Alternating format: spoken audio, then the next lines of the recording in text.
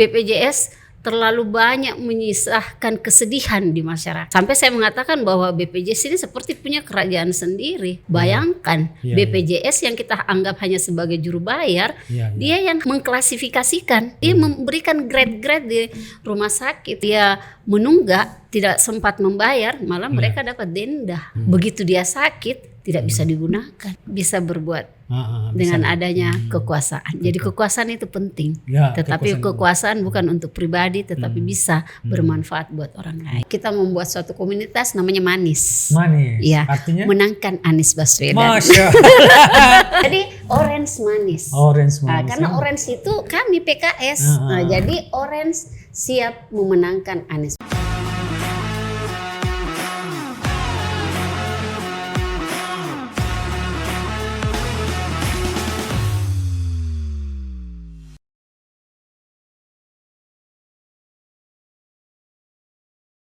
Hai sahabat UKI, jumpa lagi dengan saya Supatana, host catatan jurnalis Sukriansa. Sahabat UKI, kita harap sahabat UKI selalu bugar, bahagia, dan yang terpenting adalah selalu bahagia. Sahabat UKI, pada sore hari ini kita akan berdiskusi lagi tentang perpolitikan Indonesia. Dan kali ini narasumber kita adalah seorang Sri Kandi. Beliau adalah Yeni Rahman, sarjana sains. Selamat sore Bu Yeni Rahman, bagaimana, apa kabar? Ya, alhamdulillah. Alhamdulillah. Senyum Ibu Yeni Rahman sangat ceria sore hari ini. Saya kira itu sesuai dengan kecerahan perjalanan karir seorang Yeni Rahman di dunia politik, insya Allah ya. Pemirsa tentu ingin tahu kira-kira bagaimana pandangan Bu Yeni Rahman, atau kira-kira kenapa Partai Keadilan Sejahtera mendukung seorang Anies Baswedan sebagai calon presiden. Apa kira-kira alasan dari Partai Keadilan Sejahtera? Ya, tentang partai kami mendukung Bapak Anies Baswedan tentunya pasti sudah melalui beberapa mekanisme ya, dan itu juga kita bisa melihat bahwa teman-teman yang berada di DPW PKS itu sudah banyak memang yang menginginkan beliau untuk kita usung menjadi seorang calon presiden kita. Kalau saya sendiri sih melihat dari beberapa kali pertemuan ketika PKS melakukan kegiatan, apalagi baru-baru di Rakernas ini memang tidak salah kalau misalnya kami memilih beliau, Bapak Anies Baswedan, karena melihat ide-ide gagasan beliau untuk bisa menyelesaikan berbagai macam persoalan di Indonesia itu menurut saya itu sangat keren gitu. Ya walaupun sih mukanya juga keren.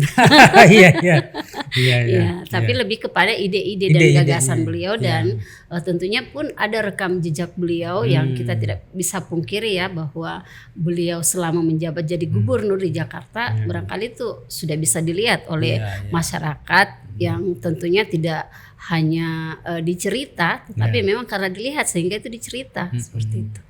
Jadi betul-betul PKS dalam hal ini Bu Yeni Rahman optimis bahwa Anies Baswedan ini pasti akan memenangkan Pilpres. Ya, karena selain itu, selain partai kami memang mendukung, kita melihat harapan masyarakat Indonesia itu banyak kepada beliau. Jadi kita ingin bersama dengan rakyat untuk memenangkan beliau. Dari penilaian Bu Yeni Rahman, karakter apa yang sangat menonjol dari seorang Anies Baswedan yang dianggap mampu menjadi jawaban dari keinginan masyarakat itu, masyarakat Indonesia? Ya, yang dari beberapa media ya yang kita lihat, dari kita sempat baca, walaupun saya juga yang dari awal tadi saya sampaikan sering mendengar orasi-orasi beliau, itu sudah sangat apik sekali. Ya, tentunya banyak persoalan-persoalan yang ada di Indonesia beliau bisa menjabarkan secara detail dan bisa memberikan solusi-solusi untuk itu. Sehingga ya pastinya kita berharap akan ada terjadi perubahan di negeri kita ini ya supaya bisa jauh lebih baik. Kecerdasan beliau pastinya kita sudah tidak ragukan lagi dengan kita melihat juga rekam pendidikan beliau itu saya kira bukan slogan-slogan saja atau hanya di atas kertas. Kalau boleh tahu Bu Yeni Rahman sekarang ini di Legislatif Dewan Perwakilan Rakyat Daerah di komisi apa? Saya sekarang di Komisi D, Delta ya. Komisi yang membidangi tentang kesejahteraan rakyat. Jadi pokoknya semua persoalan-persoalan yang banyak menyangkut pelayanan dasar masyarakat itu ada di komisi kami. Ada di komisi. Pokoknya semua masalah ada di situ. Iya. Terus kalau ditangani selama ini di komisi Bu Yeni terkait kesejahteraan, kira-kira apa persoalan utama dari masyarakat Makassar? Sejak saya menjadi anggota legislatif di periode pertama saya juga, sebenarnya yang paling krusial dan sampai sekarang juga belum bisa terjawab secara baik ya tentunya masalah-masalah sosial. Bagaimana pendataan di DTKS itu yang sampai sekarang juga masih terus dibenahi. Ternyata juga kita bisa melihat bahwa bantuan-bantuan sosial yang diberikan kepada masyarakat ini kita tidak bisa mengatakan bahwa mampu mengentaskan kemiskinan. Saya mengambil contoh bahwa kita belum pernah mendengar masyarakat yang pernah mendapatkan bantuan itu tidak lagi, malah ini selalu berkurang. Kenapa saya tidak dapat? Dia yang dapat. Jadi ini sebenarnya harus dibedah ya lebih jauh lagi oleh Kementerian Sosial. Ini ada apa seperti itu. Dan saya juga melihat bahwa pemberian bantuan ini juga tidak mendidik. Ini lebih banyak terjadi konflik sosial di dalamnya karena kecemburuan kecemburuan sebuah keluarga kepada keluarga lain yang menurut mereka dia tidak layak tetapi dia mendapatkan, sementara dia merasa bahwa dia layak tapi tidak mendapatkan. Ini belum juga bisa terjawab dengan baik. Jadi itu yang paling mendasar ya, yang sosial. Ditambah lagi setelah lahirnya BPJS, wah ini lebih gila lagi. Nah ini BPJS terlalu banyak menyisahkan kesedihan di masyarakat seperti itu. Sampai saya mengatakan bahwa BPJS ini seperti punya kerajaan sendiri.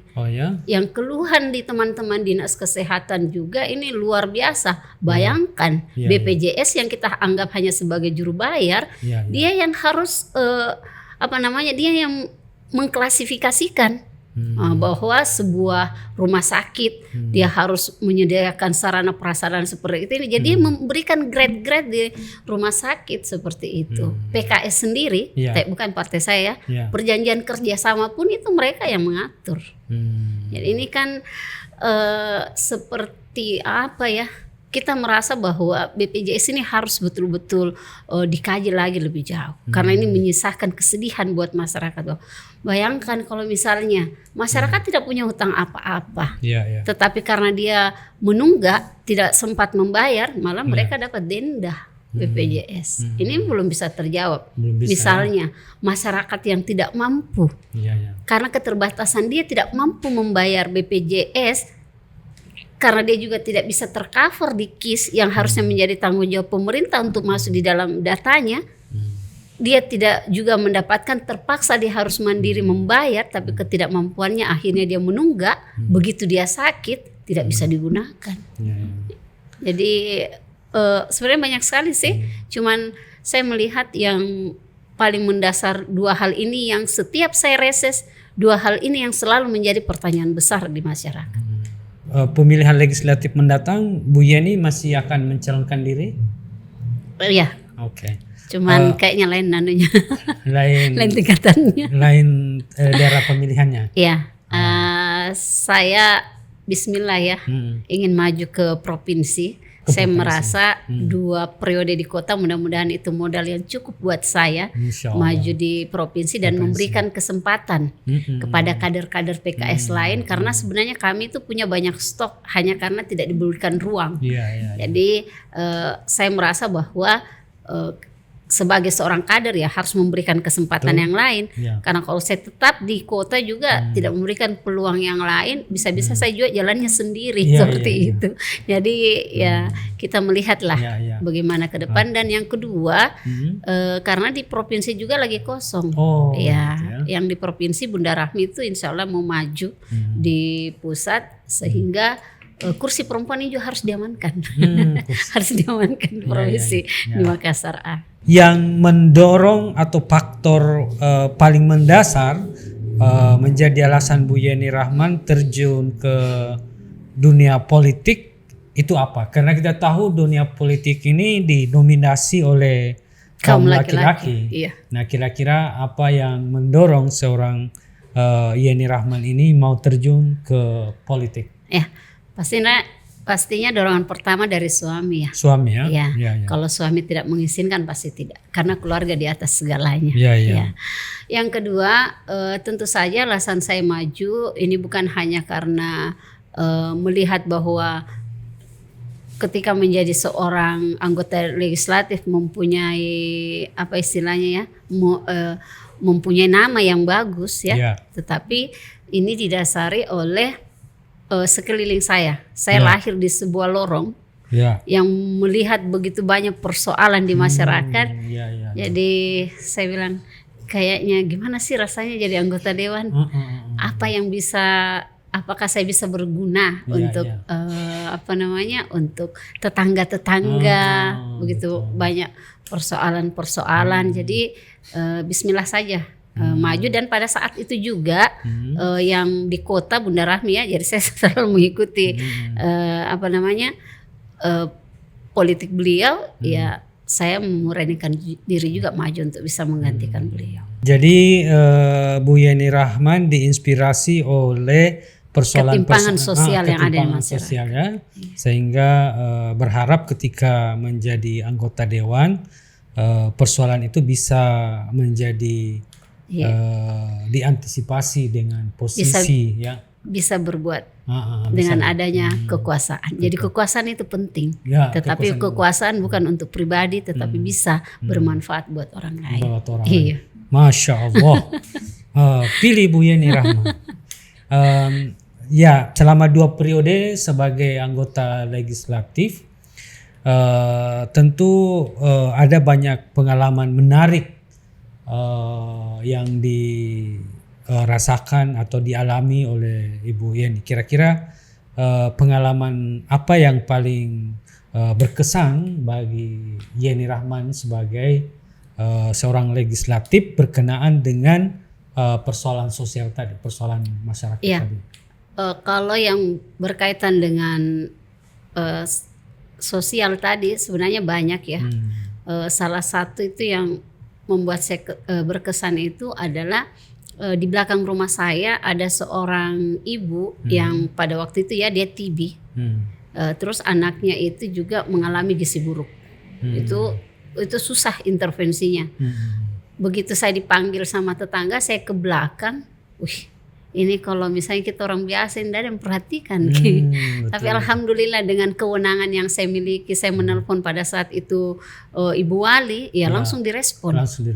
Itu tidak pakai hitungan jam, kita langsung bawa dia ke rumah sakit Dayak pada waktu itu, langsung ditangani secara baik. Alhamdulillah anak itu sekarang usianya periode pertama saya mungkin sekitar 7 tahun sekarang. Itu sangat berkesan. Inilah gunanya punya kewenangan gitu ya.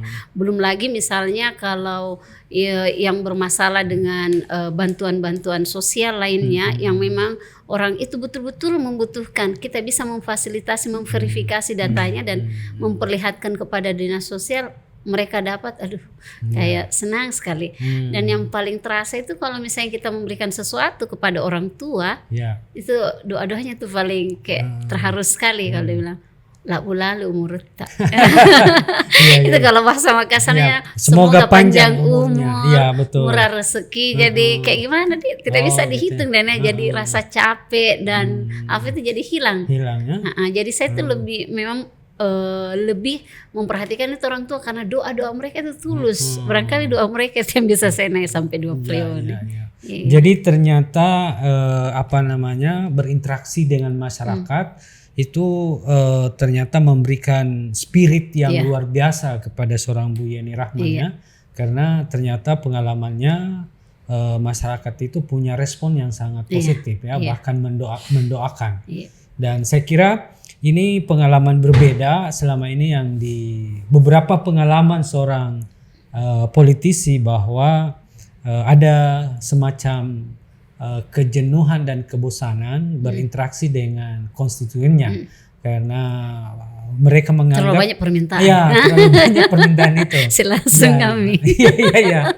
Ternyata beda ya dengan Bu Yeni. Iya, kalau saya merasa bahwa kita sebagai seorang politisi itu sebenarnya tidak boleh merasa bosan ketika masyarakat banyak maunya, karena memang kita diharap tempat untuk dia mengadu. betul. Cuman bagaimana kita mampu mengelola keinginan dan keluhan mereka, ya kita tata dengan baik. Iya, Tidak semuanya juga ketika mereka bilang mau ini langsung, oh ya gampang. Ini persoalan juga Ya, kalau betul. seorang legislatif mengatakan pokoknya apa masalah bilang mau kok bisa itu keselesaikan. Wah, ini bisa jadi bumerang buat mereka. Kalau saya alhamdulillah selama ini berinteraksi dengan masyarakat, berinteraksi dengan konstituen, ada edukasi yang saya titip pada buat mereka. Kalau misalnya ada persoalan mereka, itu juga tidak bisa dipaksakan, harus selesai dan diselesaikan pemerintah ketika sebuah persoalannya itu memang tidak sesuai dengan aturan. Betul. Jadi saya menyampaikan belak-belakan ya, walaupun resikonya kalau kita tidak mampu menyelesaikan, rasa simpati dia pasti akan berkurang, ya kita kembalikan sama yang di atas.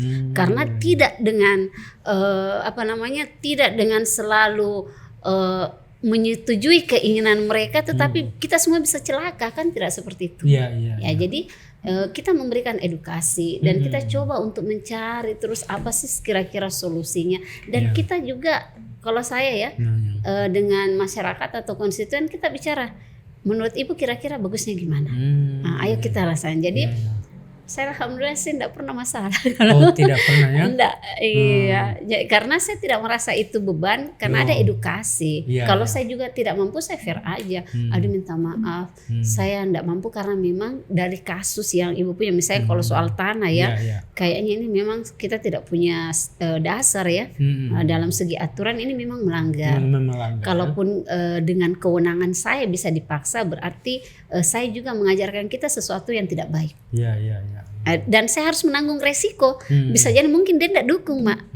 Tetapi saya mendoakan dia tidak mendukung saya, mudah-mudahan diganti yang lebih baik.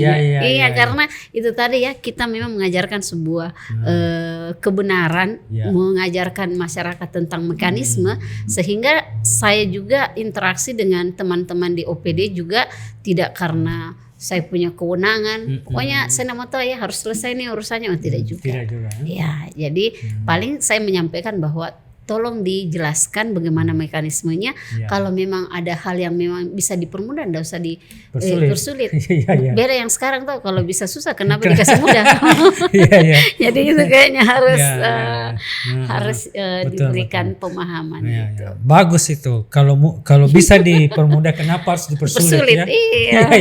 Kalau bisa dipersulit, kenapa bisa dipersulit?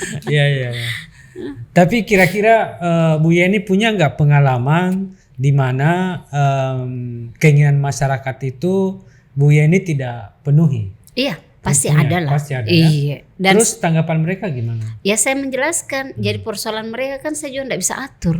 Bilang pokoknya kau harus suka, biar kau tidak bisa juga. Tetapi saya tetap melakukan hubungan baik, tetap interaksi, tetap telepon. Kalau misalnya dia punya kegiatan, saya juga hadir. Persoalan dia like or dislike dengan saya, ataukah persoalan dia memilih atau tidak memilih saya, ya urusan dia pastinya sama yang di atas. Nanti pencalonan di tingkat provinsi memilih di daerah mana? Jadi ada 11 kecamatan.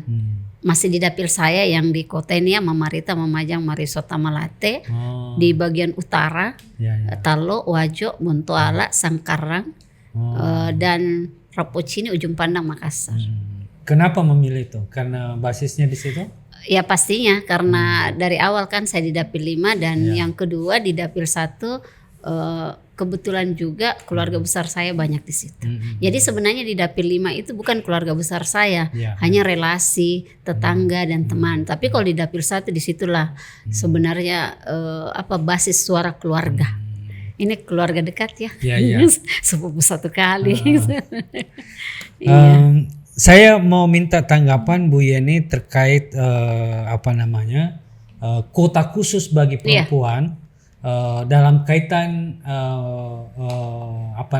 isu gender. Iya. Nah, bagaimana seorang Yeni Rahman menanggapi kota khusus itu untuk perempuan dalam kaitan eksistensi sebagai perempuan? Iya. Setuju apa tidak atau gimana tanggapannya? Kalau saya pada dasarnya memang kita mengapresiasi ya tentang peningkatan itu, tetapi pada akhirnya kita melihat faktanya bahwa ini belum bisa dilakukan. Karena 30% saja semua partai itu sudah kewalahan. Jadi akhirnya yang ada adalah mencatut caleg-caleg perempuan hanya untuk pengurusan administrasi saja. Ini kan tidak kita inginkan. Kita menginginkan bahwa teman-teman caleg perempuan memang dia fight dan memang ada peluang besar untuk mereka duduk di dalamnya. Jadi kita juga berharap kepada organisasi perempuan yang ingin mengembangkan kapasitas perempuan, ya tolong dong dilatih perempuan yang dianggap bahwa punya kapasitas, ya disodorkan saja orang-orangnya itu kepada partai, pasti partai semua itu suka. Nah, ini kan akhirnya dengan penambahan ini menjadi pekerjaan baru lagi, sementara 30% saja tidak terpenuhi, itu agak kewalahan ya. Pasti bisa dipenuhi karena tidak akan mungkin kita bisa melaju di pileg kalau 30% itu tidak clear. Tetapi pada faktanya yang kita lihat barangkali yang nama-nama dimasukkan itu ya dicatut-catut saja sebagai administrasi. Ya syukur-syukur deh kalau sebuah partai itu banyak kader perempuannya. Kalau kami sih alhamdulillah banyak stok lah untuk itu ya, kalau perempuannya ada lah. Cuman ya itu 30% saja itu masih agak kewalahan. Dan sistem yang ada di negara kita juga ini kan ketika pencalekan itu agak beda ketika merekrut, menseleksi eksekutif. Jadi memang tidak berimbang antara kapasitas legislatif dan eksekutif. Kalau eksekutif itu panjang birokrasi penyeleksiannya dan tidak main-main dan dibatasi oleh umur. Legislatif umur saja tidak ada batasannya. Kedua, kami hanya dites itu dalam tes kejiwaan. Tidak melihat bagaimana kemampuannya, tidak dilihat misalnya kalau KPU ya menggelar bagaimana seorang caleg itu melempar ide gagasannya. Kalau dia ada di DPR, apa sih kira-kira yang dia ingin lakukan? Bukan hanya yang ada di benak masyarakat, caleg itu duduk hanya supaya keinginan mereka itu terselesaikan. Bukan hanya itu, tetapi harusnya Alek ketika dia masuk, dia mampu meramu, dia mampu membaca situasi masyarakat sehingga dia bisa mampu melahirkan sebuah kebijakan. Ini yang masih PR banyak buat kita memberikan edukasi politik. Saya sempat membuat statement di periode pertama saya bahwa suara perempuan ini yang paling banyak dilirik karena dia besar potensinya. Sehingga saya mengatakan bahwa sudah saatnya perempuan itu bukan lagi sebagai objek, tapi dia harus menjadi subjek. Dia harus pintar untuk memilih, bukan hanya memilih di jangka pendeknya. Oh, karena dia rajin tahu datang kalau di acara itu kan bisa juga, tapi maksudnya ada hal yang jauh lebih besar kita memilihnya karena ini menyangkut kebijakan. Kalau Alek masuk hanya untuk datang di setiap kegiatan-kegiatan seremoni saja tanpa melahirkan sebuah kebijakan, ini kan juga tidak bisa terasa oleh masyarakat. Jadi secara tidak langsung atau secara implisit, Bu Yeni Rahman ingin mengatakan bahwa kuota 40% itu tidak mengedukasi malah perempuan. Artinya keinginan bahwa perempuan bisa menjadi politisi tangguh dengan kota itu ternyata itu yang terjadi malah sebaliknya. Kira-kira seperti itu. Iya. Apakah atau tidak perlu sebetulnya ada kota, biarkan saja perempuan dan laki-laki ini bersaing secara bebas? Sebenarnya sih kalau kita bicara normatifnya sih bisa saja. Cuman kadang-kadang ada sebuah partai itu kalau tidak diikat juga dengan aturan, biasanya perempuan juga tidak bisa dikasih nomor yang bagus. Jadi memang tetap harus ada. Iya. Cuman memang proporsinya itu yang menurut saya yang proporsional saja. Saya merasa dengan 30% itu sebenarnya sudah cukup mewakili. Karena faktanya juga dari kami ya di DPRD itu 30% perempuan kami belum mencapai. 2 periode saya ini belum mencapai. Tetapi alhamdulillah sih sudah ada peningkatan. Itu sekarang kami menembus sampai 27%. keterwakilan perempuan di DPRD Kota Makassar, lumayan. Iya. Dan di dapil saya yang paling banyak menyumbang perempuan. Iya. Dapil 5. Hidup PKS. Iya. Kalau kita mau banding-bandingkan ini antara potensi laki-laki dan perempuan dalam hal politik, kira-kira apa ada keistimewaan tertentu bagi laki-laki atau perempuan ketika terjun di politik, atau memang itu tidak ada persoalan sebenarnya, sama-sama mereka punya potensi yang sama, ataukah memang ada kelebihan laki-laki di atas perempuan terkhusus dalam politik menurut Bu Yeni? Susah-susah jawabannya nih. Yang pastinya bahwa perempuan dan laki-laki itu pasti beda ya. Namanya saya sudah beda. Jadi dari segi kapasitas memang itu kalau kita berbicara secara umum pastinya berbeda.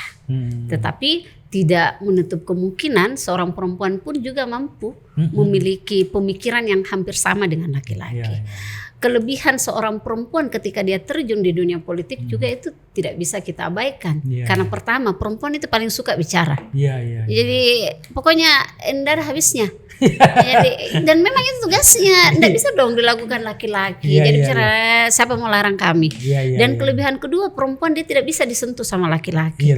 Biar dia menjengkelkan kalau bicara tidak mungkin kena fisik, karena banyak orang di belakang kami. Jadi itu sebenarnya potensi. Yang kedua, ketiga potensi perempuan di politik sebenarnya itu adalah kejelian. Apalagi kalau membahas perda, kita itu jangan macam-macam. Biar titik koma kita bisa lihat. Jangan. Kami tuh bisa betah lama untuk rapat dibanding laki-laki. Minta maaf ya.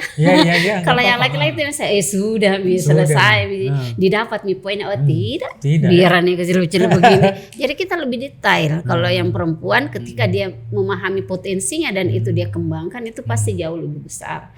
Tapi kalau dari segi kemampuan, ini kalau bicara rapat yang malam ya, tidak bisa kita pungkiri memang laki-laki punya fisik yang jauh lebih dari perempuan. Apalagi kalau misalnya seorang perempuan itu dalam keadaan, saya pernah ya alami di proyek pertama itu dalam keadaan hamil ya, pastilah kita tidak bisa melawan kodrat itu. Saya kadang-kadang itu hari mau lawan, akhirnya saya keguguran pada waktu itu ya, karena memang fisik saja kalau menurut saya yang perbedaan. Mengenai kapasitas, mengenai skill itu sebenarnya kembali kepada kita, bahwa memang kita harus kaya akan literasi.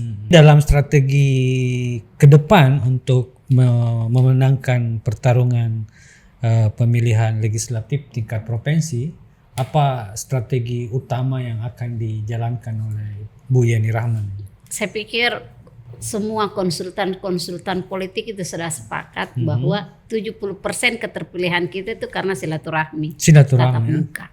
Itu siapapun itu konsultan politiknya pasti itu kuncinya. Yang kedua, sosial media itu dia hanya berpengaruh di kisaran 20%.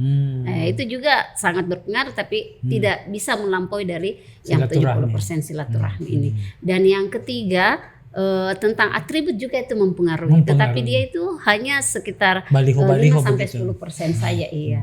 Karena memang saya ambil contoh ya. Di saya sendiri, saya mengeluarkan budget untuk baliho itu tidak terlalu banyak. Saya bisa hitung jari, tetapi pastinya adalah yang adalah strategi saya pemasangan baliho sedikit tapi efektif gitu. Jadi kita tidak berbicara tentang besarannya, banyaknya, tetapi kita melihat titik-titik krusialnya seperti itu. Jadi saya sih senang-senang, saya alhamdulillah kalau banyak baliho ini, padahal saya sedikit tempatnya. Jadi itu yang salah satu poin penting juga, tetapi yang paling utama adalah silaturahmi. Silaturahmi seperti apa yang Bu Yeni lakukan? Ya harus kita head to head. Iya, karena itu akan berbeda ketika orang menjual barang, kita dianggap barang ya. Kita ini dijual sama orang, tetapi dia tidak melihat barangnya, itu beda dengan ketika kita dijual dengan melihat barangnya. Ini loh namanya Bu Yeni, begini yang cuman mengetahui nama. Ya syukur-syukur saya juga ada kelebihan nama artis. Begitu di Google Yeni Rahman artis yang muncul. Jadi itu poin saya juga kalau melihat nama, tetapi pasti itu tidak terlalu signifikan. Yang signifikan adalah ketika dia melihat. Jadi ada kemarin ketemu dengan basis teman. Mungkin dia sering cerita ya, tapi tidak pernah lihat saya. Setelah melihat, alhamdulillah responnya bagus. Biasa aja paling Bu ini. Kalau orang sudah mengatakan biasa gitu caleg, sudah poin bagus itu. Gitu ya? Iya, biasa aja sih. Maksudnya artinya dia dekat gitu. Familiar ya. Jadi humble gitu. Ya, humble. Kalau dia bilang, biasanya gitu caleg, somber itu. jadi saya rasa kalau kata itu yang sudah keluar, saya merasa closing main insya Allah. Insya Allah ya. Tapi kalau dia begini lihat aja, baru bicara ke setengah mati, baru dia begini, diam-diam pulang juga senyum dipaksa, tidak closing bikin ini. Iya. Dibaca-baca mami kapan baru bisa kita pilih. Jadi itu salah satu, pastinya semua melakukan hal yang sama. Yang membedakan tentu saja adalah takdir. Betul. Iya.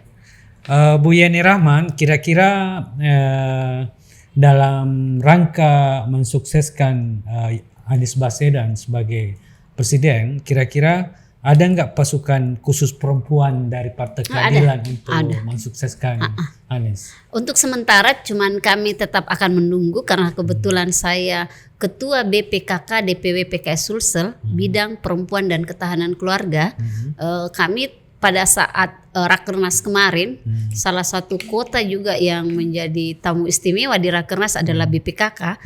Di 10 bidang lebih itu kami salah satu yang hanya 4 bidang boleh mengikuti. Jadi kami merasa diistimewakan. Nah, pada saat itu kita punya dari DPP ya, bahwa kita membuat suatu komunitas namanya Manis. Ya, artinya menangkan Anies Baswedan. Masya Allah. Bagus sekali namanya. Iya, jadi kan harus yang santai-santai, santai tapi serius dan kan familiar. Betul, sangat perempuan kan juga manis. Termasuk Bu Yeni Rahman itu manis. Terima kasih. Jadi orange manis. Karena ya. orange itu kami PKS. Jadi orange siap memenangkan Anies Baswedan. Cuma nanti kami tunggu karena bukan karena partai saya ya, Partai Keadilan Sejahtera, tapi humas kami itu cerdas. Pasti ada nanti singkatannya orange, kami tinggal menunggu. Jadi bukan hanya bilang orange saja karena baju kami ini saya juga sekarang pakai orange ya. Tapi pasti akan ada singkatannya yang kami akan menunggu petunjuk dari atas. Sekarang kami lagi mengajak masyarakat perempuan-perempuan yang ingin mendukung Bapak Anies Baswedan, ya bergabunglah bersama kami, si Manis. Bukan si Manis jembatan Anjani. Orange Manis ya. Ini gerakan Manis ini sudah launching ya, sudah diperkenalkan? Belum. Iya. Ini kami lagi memantau, kami lagi mempelajari kira-kira siapa nantinya kami akan mengusung ya untuk menjadi pengurus di Manis itu sendiri. Iya. Tapi terbuka secara umum ya? Iya, sangat terbuka. Masa suatu perhelatan kita tutup? Iya. Dibuka saja. Artinya maksudnya terbuka untuk yang bukan hanya PKS. Bukan hanya PKS.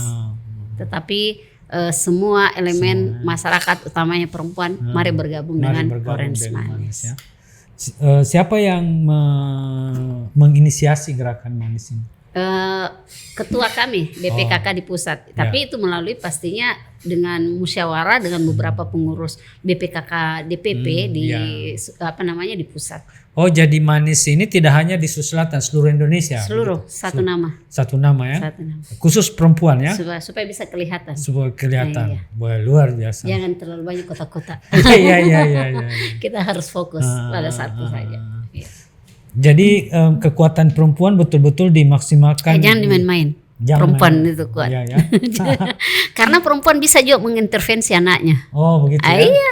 Kalau kita bilang bagaimana sih tentang pemilih pemula, kalau anak-anak tidak paham pasti mamanya yang arahkan.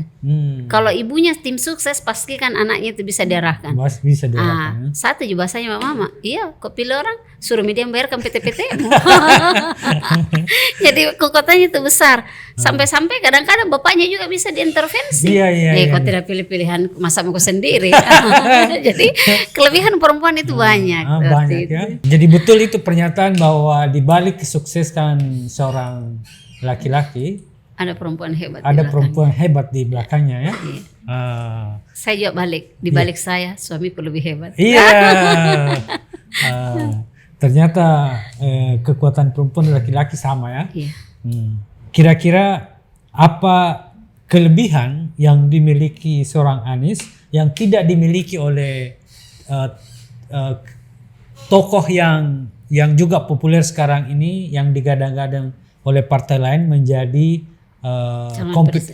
kompetitor dan rival dari Anies Baswedan untuk menjadi presiden. Apa yang dimiliki dan tidak dimiliki yang lainnya? Kalau saya pertanyaan apa yang dimiliki dan tidak dimiliki, kita tidak ingin bermain di situ.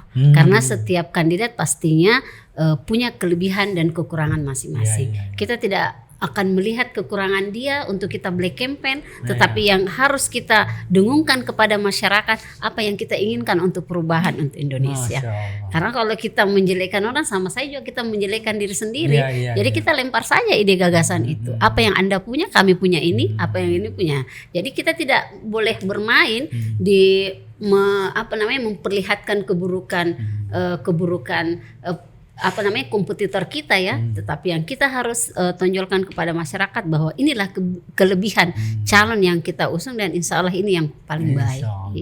Ya harus kita bilang gitu tuh, paling baik, betul. Dan paling layak. Gitu.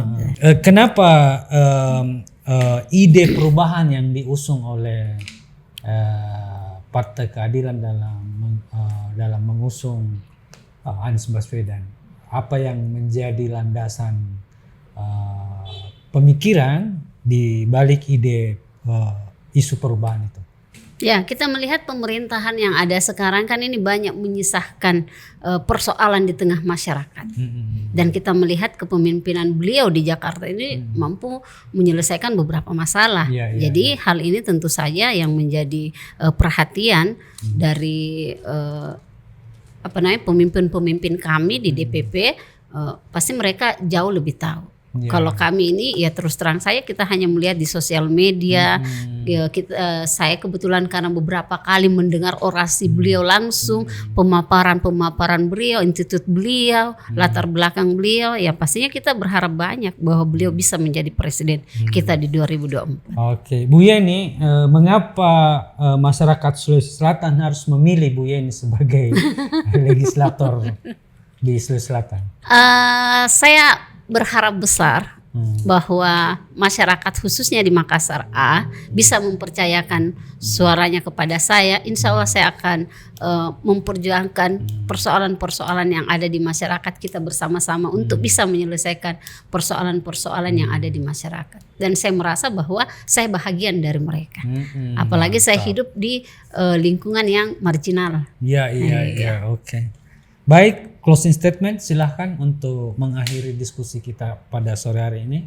Silahkan Bu Yeni. Ya, dengan perhelatan nanti Pileg dan Pilpres, kami mengajak kepada masyarakat dalam memilih, membuka selebar-lebarnya informasi yang ada, melihat rekam jejak caleg yang ada, karena apa yang masyarakat berikan, suara yang mereka berikan, itulah yang nanti akan menentukan kebijakan yang tentu saja bukan hanya buat dirinya tetapi buat masyarakat luas. Baik, luar biasa.